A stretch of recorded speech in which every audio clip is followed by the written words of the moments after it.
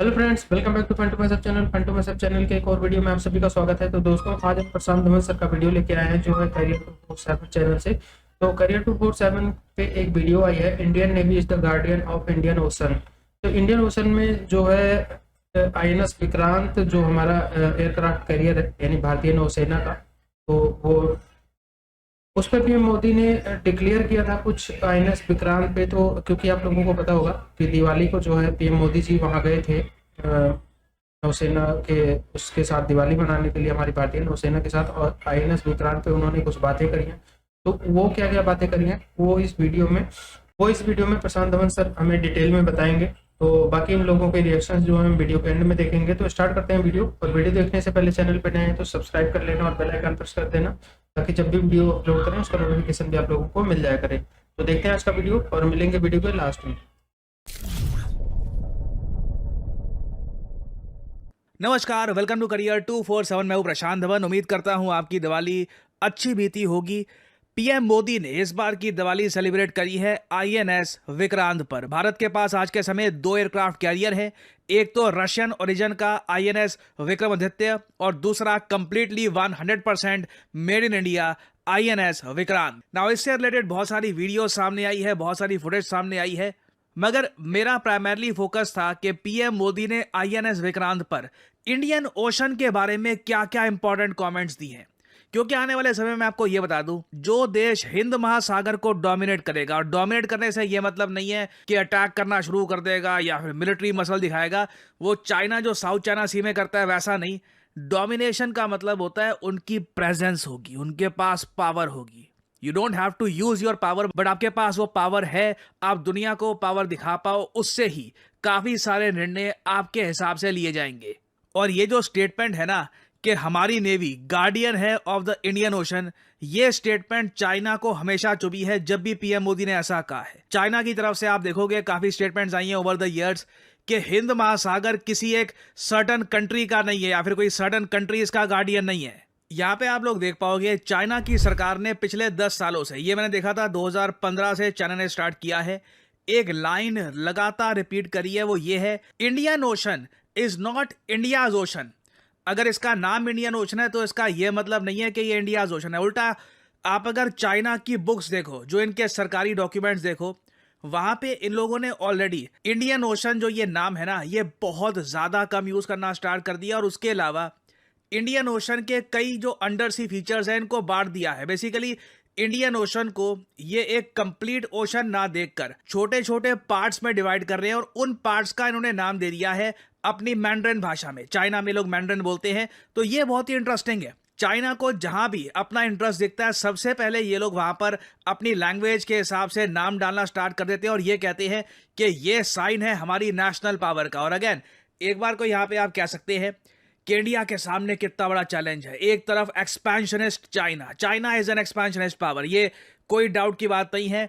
Taiwan most probably China कब्जाने का प्रयास करेगा आने वाले कुछ सालों में, उसकी एक बड़ी इंपेंडिंग वॉर होने ही वाली है। दूसरी तरफ यूएस, एक काफी अनस्टेबल सा पार्टनर, जहां पे कुछ आपको पता नहीं है कि साल के किस महीने अचानक से यूएस प्रेसिडेंट के मुंह से क्या निकल जाए, क्या होगा। ऐसे टाइम में देखो, भारत के लिए बहुत ज्यादा इंपॉर्टेंट हो जाता है कि हम किसी पे डिपेंड ना करके किसी अलायंस का पार्ट ना बनकर खुद अपने देश के डिफेंस बजट में ज्यादा पैसा डाले और पर्टिकुलरली अपनी नेवी को स्ट्रांग करे। और ऑब्वियसली ये बात सिंस मुझे समझ में आ रही है, भारत सरकार भी लंबे समय से ये बात समझ चुकी है, और इसलिए आपने देखा होगा पीएम मोदी ने आईएनएस विक्रांत पर यह भी बोला है कि भारत हर 40 दिन में, in every 40 days, Indian navy में या तो एक नई वॉरशिप हम ऐड कर रहे हैं या फिर एक सबमरीन हम ऐड कर रहे हैं। ये स्पीड बहुत इंप्रेसिव है। पिछले कई सालों से इंडियन नेवी में इतनी ज्यादा इन्वेस्टमेंट नहीं देखी गई। आज के समय आप कह सकते हैं भारतीय नौसेना में एक multi billion dollar naval investment हो रही है, ताकि चाइना को हम राइवल कर पाए साल 2035 तक। और जब हम कहते हैं चाइना को राइवल कर पाए, इसका मतलब ये नहीं है जाके चाइना के सामने अपनी वॉरशिप या कोई सबमरीन खड़ी कर दी। हमारी कोशिश अभी के लिए काफ़ी हम्बल है। हमारा प्रयास यही है कि इंडियन ओशन में भारत का दबदबा बना रहे। आने वाले कुछ सालों में मैं प्रिडिक्शन करके आपको यह बता रहा हूं, एक बड़ा इवेंट होगा। चाइना की नेवी, प्राइमरली जो इनके एयरक्राफ्ट कैरियर है, ये इंडियन ओशन में एंट्री करना शुरू कर देंगे। आप देखोगे उस पर बहुत हो हल्ला होने वाला है। और अभी के लिए वैसे मैं आपको यह बता दूं, चाइना का एक भी aircraft carrier for the time being, जब मैं ये वीडियो रिकॉर्ड कर रहा हूं अक्टूबर 2025 में, अब तक एक भी चाइना का एयरक्राफ्ट हिंद महासागर में नहीं आया है। इनकी रिसर्च वेसल्स आती है टाइम टाइम पर ये कह के कि हम साइंटिफिक डेटा इकट्ठा कर रहे हैं वगैरह, बट वो भी काफी हद तक एक स्पाईशिप टाइप की होती है। चाइना मोस्ट प्रॉब्ली 2026-27 के आसपास प्रयास करेगा कि इनकी वॉरशिप्स जैसे कि एयरक्राफ्ट कैरियर और इवन फ्रिगेट, सबमरीन्स ये एंटर करना शुरू कर दे इंडियन ओशन में। और चाइना ये सब कर ही पाएगा क्योंकि याद रखिएगा, जिबूती जो अफ्रीका का ये देश है, यहाँ पर इधर चाइना का एक मिलिट्री बेस है, तो आराम से चाइना अपना एयरक्राफ्ट कैरियर इधर डॉक कर सकता है। और बेसिकली इंडियन ओशन में चाइना अपनी नेवी को डिप्लॉय करके रखना ये आम चीज बना देगा। अब क्वेश्चन यहाँ पे आता है कि क्या ये डायरेक्टली भारत को चैलेंज कर रहे होंगे? तो इसका आंसर है नहीं। ना सिर्फ भारत को, चाइना इवन यूएस को भी चैलेंज करना स्टार्ट कर देगा। चाइना ना सिर्फ इंडियन ओशन में, आप देखोगे पैसिफिक ओशन में भी अपने एयरक्राफ्ट कैरियर्स और ज्यादा डिप्लॉय करेगा। अभी के लिए चाइना के पास 3 एयरक्राफ्ट कैरियर हैं, भारत के पास है 2, बट चाइना अपने चौथे एयरक्राफ्ट कैरियर पर भी काम कर रहा है। तो इनके पास आराम से 2 एक्स्ट्रा एयरक्राफ्ट कैरियर होंगे जो ये इंडियन ओशन और पैसिफिक ओशन में डिप्लॉय करके रखेंगे। ये एक तरीके से चाइना का मैसेज होगा दुनिया को कि चाइना के पास अब एक ब्लू वाटर नेवी आ चुकी है। ब्लू वाटर नेवी अपने देश से काफी किलोमीटर दूर, कई हजारों किलोमीटर दूर कहीं भी ऑपरेट कर सकती है। अभी के लिए दुनिया में सिर्फ एक ही देश है जिसके पास एक ट्रू ब्लू वाटर नेवी है, वो देश है यूनाइटेड स्टेट्स ऑफ अमेरिका। आप देखते हैं काफी बार यूएस के एयरक्राफ्ट कैरियर्स इंडियन ओशन में, अटलांटिक ओशन में, पैसिफिक ओशन में, दुनिया के ऑलमोस्ट हर पार्ट में ही दिखते हैं। सेम टाइप का स्टेटस चाइना एक्वायर करना चाहता है। और अगर यहाँ पे आप सोच रहे हैं कि प्राइमरली इंडियन ओशन पर ही इतना फोकस क्यों है, देखिए रीजन बहुत ही सिंपल है। इंडियन ओशन में आज के समय दुनिया का 60%, एक्चुअली 60% से भी ऊपर ऑयल ट्रेड गुजरता है। रिसेंटली ये बात पीएम मोदी ने भी कही है आईएनएस विक्रांत पर। आज दुनिया की 66% ऑयल सप्लाई दुनिया के 50% कंटेनर शिपमेंट हिंद महासागर से होकर गुजरते हैं। इन रूट्स की सुरक्षा में इंडियन नेवी भारतीय महासागर की गार्डियन की तरह तैनात है। साथियों, आप ये काम कर रहे हैं। हिंद महासागर के गार्डियन, ये वर्ड्स बहुत ज़रा वेट कैरी करते हैं क्योंकि हिंद महासागर के बारे में ना एल्फ्रेड थेयर ने, by the way Alfred there के बारे में मैं आपको ये बता दूं, ये लेजेंडरी यूएस नेवल स्ट्रैटेजिस्ट हैं। इनकी बहुत सारी किताबें हैं नेवल वॉरफेयर के बारे में। कई दुनिया के नेवल स्कूल्स में इनके रिसर्च पेपर्स, इनकी थीसिस स्टडी की जाती है। इनकी एक बहुत ही फेमस कोट है रिगार्डिंग द इंडियन ओशन। इन्होंने ये कहा था, जो भी भविष्य में इंडियन ओशन को कंट्रोल करेगा वो पूरे एशिया को डोमिनेट करेगा। The ocean is the key to the 7 seas. जो बताया जाता है दुनिया में जो 7 सीज है उसकी चाबी इंडियन ओशन से ही आती है। क्योंकि आप समझ लीजिए, जो पीएम मोदी ने नंबर्स बताए हैं, 50% जो कार्गो का ट्रेड है यहीं से गुजर रहा है, 65% जो दुनिया की ऑयल की सप्लाई है यहां से हो रही है। यहां पर जो कंट्रोल अपना जमा कर रखेगा उसको बहुत सारे जियोपॉलिटिकल बेनिफिट मिलेंगे। हर देश उस कंट्री के साथ अच्छे रिलेशंस बनाकर रखना चाहेगा। In the 21st century the destiny of the world will be decided on its waters. और ये बात बिल्कुल ठीक है। ये खैर एक्चुअली ना सिर्फ 21st सेंचुरी, इवन आप इससे पहले भी कई सेंचुरीज देख लीजिए, जिसके पास ज़्यादा स्ट्रांग नेवी रही है, वो जो एम्पायर है, वो जो कंट्री है, जो भी आप कह लीजिए एम्पायर, कंट्री या जो भी उस वक्त एज ए स्टेट वो एग्जिस्ट करता था, वहाँ पर प्रॉस्पेरिटी आई है। वहाँ के ट्रेडर्स ने काफ़ी बेनिफिट किया है, उधर खुशहाली आई है, पैसा वहाँ पर ज़्यादा जनरेट हुआ है।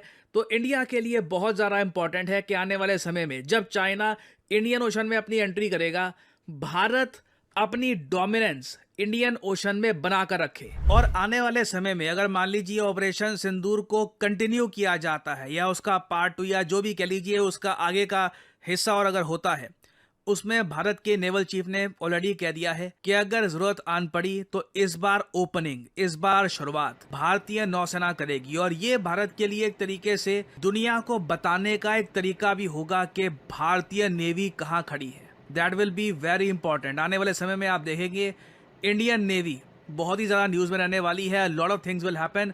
कुछ अपडेट्स होती हैं तो मैं आपके लिए अपडेटेड वीडियो इसी के साथ हो यार वीडियो खत्म। तो भाई साहब इंडियन नेवी मतलब डोमिनेट करेगी पूरे इंडियन ओशन पर, और वाकई उन्होंने बोला था जो इंडियन ओशन को कंट्रोल करेगा वो एशिया को कंट्रोल करेगा।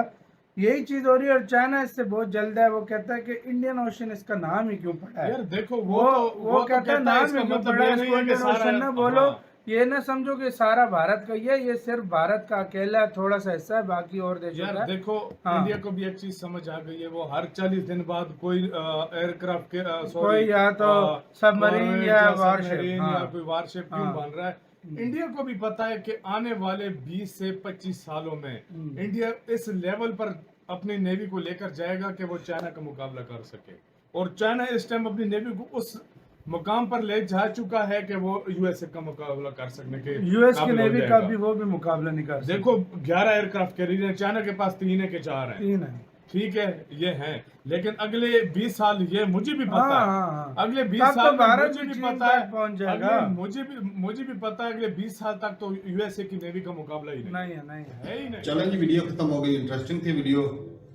ये पिछले कुछ 3-4 सालों में ना भाई जिस तरह इंडियन नेवी ने दबदबा दिखाया ना इंडियन ओशन में, इसमें तो भाई कोई दो राय नहीं कि भाई जहाँ पर अमेरिका और यूके और ऑस्ट्रेलिया जैसे कंट्री जो है वो वहाँ पर फेल हो जाते हैं। क्योंकि जिस तरह भाई साहब ये जंग हुई, जंग जब से छिड़ी है ना रशिया और यूक्रेन की, और उसके दौरान ये काफ़ी चीज़ें ऐसी हुई हैं कि भाई यहाँ पे जो हुतीस या जो है वो हुती हो गए, और दूसरे जो थे वो पायरेट्स जो थे वो जिस तरह वो आए दिन जो लूटमार लुटेरे में जिसे हम कह सकते हैं, लूटमार उन्होंने जिस तरह मचाई थी, उसको भाई साहब अगर किसी ने कंट्रोल किया या लगाम डाली है तो वो इंडियन नेवी है। अच्छा। और अक्सर भाई साहब जहाँ पर भी अगर कोई कश्ती डूब रही होती है उसमें चाहे पाकिस्तानी लोग थे चाहे ईरानियन कश्ती होती थी, उसको भाई इंडियन नेवी ने बचाया और डोमिनेट किया इस चीज़ में। बाकी ये है कि भाई इंडियन नेवी उसके पास तकरीबन 17 जो है 17 से 18 जो है दूसरी सबमरीन है, जिसमें 2 जो है वो न्यूक्लियर कैपेबल हैं, तो वो अटैक भी कर सकते हैं, न्यूक्लियर जो है वो उधर से चला भी सकती है सारा कुछ। तो वो 18 पाकिस्तान के पास 8 के साथ हैं, इंडिया के पास 18 हैं, और चाइना के पास अगर देखा जाए तो उसके पास भाई 80 है। वाह क्या बात है। और वो भी बड़ी पुरानी है, कहीं जो है उसने ऐसे ही वो मतलब ना अपडेट करके रखी, गिनती में डाल रखी है। अच्छा तो है तो सही ना। इंडिया भी 7-8 सबमरीन पे काम कर रहा है मजीद। तो चाइना भी कर रहा होगा। चाइना माफी कोई भी नहीं दे रहा, पाकिस्तान भी कर रहा है, पाकिस्तान भी अपने बजट के मुताबिक ही करना है। और इंडिया का बजट भी काफी है। और लेकिन मोदी साहब का जो क्लेम है ना कि भाई हर 40 दिन में हम एक वार्षिक और जो है वो एक जो है कर रहे हैं, थोड़ा सा लंबा लग रहा है मुझे। छोड़ रहे हैं, ये छोड़ रहा है क्योंकि भाई पिछले 10-11 सालों में ना जो ऐड हुई है उसमें तकरीबन 33 के करीब जो वार्षिप थी और 7 के करीब जो है सबमरीन, तो वो तकरीबन 100 का आंकड़ा बनता है कि हर 100 दिन में एक जो चीज वो ऐड हो। 3 माह से ऊपर 3 माह 10 5-10 दिन। लेकिन वो जो 40 दिन का क्लेम कर रहे हैं ना, ये तो झूठ वाली बात है भाई, कि ये झूठ है, इस तरह का नहीं। जिस तरह इन्होंने बोला था कि भाई हमारे सरकार में हर सप्ताह एक स्कूल बन रहा है, हर महीने एक कॉलेज बन रहा है, इस तरह करके यूनिवर्सिटियां बन रही हैं हर 2 साल में, ये इस तरह करके इन्होंने कुछ बोला था। तो वो भी तकरीबन जो क्लेम था वो ऐसे ही फेंकू क्लेम देखा भारतीय ने हमें नंगा किया कि नहीं किया? सीधा कैसा जगह नंगा किया? और चीमे की चीर फाड़ के रख दी जगह। भाई चीमेगा तो मुंह देखने वाला था नीचे। कहते सब उसकी फोटोग्राफियां लेते हैं मोदी जी की, तो क्यों ले रहे हैं, ये क्या हो रहा है? बोलते तेरा पीएम के तो भाई कोई नहीं लेता क्योंकि वो भाई साहब उसको जनता ही पसंद नहीं करती, लेकिन भारत का बच्चा मोदी जी के नारे लगाता है, जान देता है क्योंकि भाई उस बंदे की वोट से मोदी जी आए हुए हैं। बिल्कुल। और भाई साहब मोदी जी विक्रांत में पहुंच गए यार, उधर से भाई साहब वहां के फाइटर जेट उड़ते हुए इशारे कर रहे हैं जाओ। वो 3 जहाज खड़ी हो, उनके बीचों बीच आ रहे हैं, देख जहाज पे हो यार। और भाई साहब मोदी जी ने ये साफ दर्शाया इस दफा INS विक्रांत पे दिवाली सेलिब्रेट करके कि पाकिस्तानियों अगली दिवाली सेलिब्रेट तुम पे करेंगे हम यहाँ से। एक दिवाली 3 महीने पहले हुई है, एक आने वाले टाइम पे होने वाली है। क्योंकि भाई अगर तुमने पंगा लिया तो INS विक्रांत आएगा कराची के करीब। ये तुम लोग पाकिस्तानियों गेम नहीं समझ रहे, मैं समझ गया हूँ इधर कि भाई साहब मोदी जी ने INS विक्रांत को इस बार क्यों चुना। इस वजह से चुना। बिल्कुल। वो देखो सेलिब्रेट हर जगह करते बिल्कुल। जाते हैं, सैनिकों के साथ इधर उधर जाते, लेकिन उन्होंने इस बार स्पेशली क्यों चुना? यार वो अपने घर नहीं जा सकते ना, वो ड्यूटी पे होते हैं, सब कुछ होते हैं। इन्होंने बोला है कि मैं प्राइम मिनिस्टर हूँ, जाके उनको इतना हौसला दूं कि मैं आपके साथ हूँ। उनको हौसला और भाई बढ़ेगा साहब, और दबा के हमला करेंगे वो। भाई ये क्यों मोदी जी उधर गए आज? देखो उधर से क्या बोल रहे हैं, और अपने हाथों से मिठाइयां उनको खिला रहे हैं। देख ये और यार। आप ये चीज देखो ना। कभी किसी प्राइम मिनिस्टर को देखा कि किसी आर्मी जवान को मिठाई खिलाते हो? ये मोदी जी हैं, ये ऐसा काम कर रहे हैं। जाहिर सी बात भाई है भाई। उनकी हौसले बुलंद हो, उनके हौसले पुख्ता हो और जबरदस्त तरीके पे लड़ेंगे। वही जी तो व्यूअर्स, वीडियो हमने देखा, वीडियो था प्राइम मिनिस्टर मोदी साहब ने INS विक्रांत पर दिवाली मनाई। और दिवाली क्योंकि बहुत बड़ा त्यौहार है भारत के लोगों के लिए और उसको वो बड़े जोश व जज्बे से मनाते हैं। दिवाली से पहले वो अपने लिए ख़रीदारियाँ भी करते हैं, जिसको वो भी एक त्यौहार के तौर पर होता है। उसको बहुत ज़्यादा शुभ माना जाता है। लोग नई नई परचेजिंग करते हैं, ख़ास करके जो भी बड़ी चीज़, प्रॉपर्टी, ये वो कुछ भी ऐसा उस दिन के लिए ख़ास करके वो ख़रीदते हैं और उसमें इकॉनमी को बहुत बड़ा बूस्ट मिलता है। दिवाली पे खुद एक अलग तरह से बहुत ख़रीदारियाँ होती हैं, लोग उसको बड़ा जोश व जज्बे से मनाते हैं। और ये त्यौहार भी ऐसा है कि इसको पूरी दुनिया में सेलिब्रेट किया जाता है और भारत के लोग ख़ास करके इसको बड़े ही जोश व जज्बे से मनाते हैं। प्राइम मिनिस्टर मोदी साहब ने भी दिवाली पर अपने अलग अलग प्रोग्राम रखे और पाकिस्तानी भी ज़ाहिर है उस पर बातें कर रहे हैं कि क्या चल रहा है, क्या नहीं चल रहा है। और साथ में एक वॉर का भी अलग से ही सीन बना हुआ है। तो देखते हैं जी क्या होता है और क्या नहीं होता। लेकिन सबसे पहले तो शुभकामनाएं जी हमारे सब देखने वालों के लिए, और हम दुआ गो हैं कि ये दिवाली और आने वाले तमाम साल आपके लिए खुशियों भरे। बिल्कुल ऐसे ही देखें, एक चीज ये भी है ना कि वो अपने जो है वहाँ पे जो INS विक्रांत वहाँ पे जो एक बेस पे गए हैं, वहाँ पे अपने फौजियों के साथ, वो पायलट के साथ जो है उन्होंने जो है वहाँ पे दिवाली मनाई है। यही चीज है कि हर दिवाली पे और हर फेस्टिवल पे वो उनका एक बहरी बेड़ा है जहाँ लड़ाकू तैयारे होते हैं। अब वही वो जहाँ पे तैयारे होते हैं उन्हीं के साथ वो अपनी यानी कि आर्मी के साथ ही उन्होंने यानी कि दिवाली मनाई है। लेकिन ये देखे ना कि हर साल हर दिवाली पे हर फेस्टिवल पे वो कोई ना कोई ऐसे ही कोई नई मैसेज जो है वो अपनी आवाम को और अपने जो है चाहने वालों को जो है उनको देते हैं। और ये चीज देखनी चाहिए कि भाई वो जैसे वो बीच में वो एक बता रहे थे कि भाई यहाँ से आ रहे वहाँ से आ रहे, लेकिन ये देखें कि ये तो आने वाला वक्त ही बताएगा। वहाँ पर वो भी बता रहे हैं कि भाई हमारी जो तैयारियां हैं वो सारी मुकम्मल हैं। लेकिन बात यही है कि भाई ये दिवाली है, दिवाली पे जितनी बड़ी कह लो कि जिस तरीके से इकॉनमी जो है वो इंडिया की बढ़ रही है और जिस तरीके से जितनी बड़ी आबादी और जितनी ज्यादा वहाँ पे परचेजिंग होती है वो उनके लिए एक शुभ दिन है। वो कहते हैं भाई इस दिन जो है वो जो भी चीज़ खरीदी जाए, चाहे वो प्रॉपर्टी हो चाहे वो कोई और चीज़ हो, वो जो है वो इंसान के लिए जो है वो शुभ होती है। ये दिन ही ऐसा है कि इस दिन जो है इन दिनों में खरीदारी की जाए वो उसमें प्रॉफिट ही प्रॉफिट होता है, इसलिए वो ज्यादा से ज्यादा जो है खरीदारी करते हैं। और कहते हैं कि नेपाल के जो है वो बजट से 5 गुना ज्यादा जो है वो लोगों ने खरीदारी की है। ये थी गाइस आज की वीडियो। और प्रशांत धवन सर ने INS विक्रांत पे जो PM मोदी जी ने दिवाली मनाई थी तो उससे रिलेटेड जो है सारी इन्फॉर्मेशन बताई। तो INS विक्रांत मतलब ये चाइना के भी चुभता है एयरक्राफ्ट और पाकिस्तान के तो चुभता ही चुभता है। तो पाकिस्तानी खैर इस पे कभी प्रेज नहीं करेंगे कि PM मोदी जी जो है नौसेना के साथ, भारतीय नौसेना के साथ दिवाली मनाने गए थे। इनको तो हर जगह साजिश नजर आती है। और ये चाइना के लिए, चाइना की अगर कहीं थोड़ी सी इम्प्रूवमेंट देखते हैं तो ये बड़े खुश हो जाते हैं, लगता है इन्हीं के है। जबकि चाइना ने आज तक कभी इनका साथ नहीं दिया, हथियार वगैरह जरूर देता है लेकिन पाकिस्तानी उसको अपना बाप मानते हैं, इसलिए बाप बदल लिया ना इन्होंने काफी दिन से, आप लोग जानते ही हैं। तो ये जब चाइना की कोई इम्प्रूवमेंट होती है या इनको ये पता लगता है ना कि भारत से ज़्यादा उसके पास ये चीज़ें हैं तो ये बड़े खुश हो जाते हैं। तो अब चाइना, लेकिन जो इंडियन नेवी और जो हमारी यानी तीनों सेनाएं हैं उनको जिस तरह इम्प्रूव किया जा रहा है भारत में, जिस तरह उनको फैसिलिटेट किया जा रहा है, वो पाकिस्तानी और चाइना के दोनों के हजम नहीं हो रहे। तो ये PM मोदी जी का अच्छा मतलब लगा कि वो INS विक्रांत पे गए और वहाँ से एक दिवाली भी मनाई भारतीय नौसेना के साथ, और साथ में पाकिस्तान और चीन को उन्होंने एक संदेश भी दिया। और ये संदेश उन जिनको देना था उन तक पहुंच भी गया क्योंकि वहाँ पे बहुत सारा इन पे डिबेट हो रहा है। तो आप लोगों को वीडियो कैसी लगी और PM मोदी जी ने जो वहाँ पे INS विक्रांत पे मैसेज दिया है, क्या उससे पाकिस्तान में कोई मतलब मूवमेंट देखने को मिलेगी या चाइना जो है इस पे कोई कमेंट करेगा? ये आने वाले टाइम पे पता लगेगा। तो आप लोग इसके बारे में क्या कहते हैं वो भी कमेंट करना, और वीडियो पसंद आई होगी तो लाइक और शेयर करना। चैनल पे नए हैं तो सब्सक्राइब करके बेल आइकन प्रेस कर देना, ताकि जब भी वीडियो अपलोड करें उसका नोटिफिकेशन भी आप लोगों को मिल जाया करे। तो मिलेंगे नेक्स्ट वीडियो में, तब तक के लिए बाय बाय।